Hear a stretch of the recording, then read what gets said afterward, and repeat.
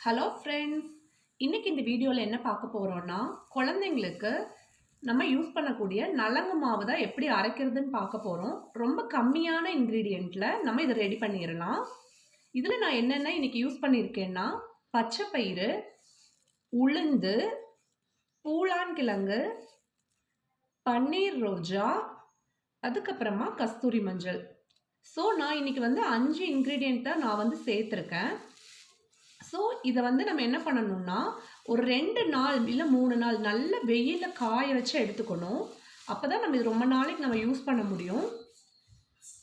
கஸ்தூரி மஞ்சள் இந்த மாதிரி பெரிய பெரிய பீஸாக இருக்கும். இது நம்ம மிக்சியில் அரைக்க முடியாது. அப்போ என்ன பண்ணணும்னா நம்ம சின்ன சின்ன பீஸாக நம்ம உடச்சி இதில் சேர்த்துக்கணும். அப்போ தான் மிக்சியில் அரைப்படும்.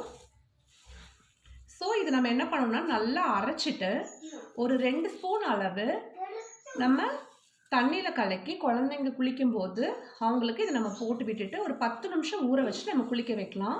மாநிறமான குழந்தைங்களுக்கு ஒரு 3 மாதம் நம்ம தொடர்ந்து ட்ரை பண்ணிகிட்டே இருந்தோம்னா நல்ல கலர் வருவாங்க.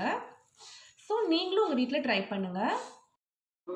நான் மிக்சிலேயே போட்டு நல்லா அரைச்சி சலிச்சு எடுத்து ஒரு பாத்திரத்தில் போட்டு வச்சுருக்கேன்.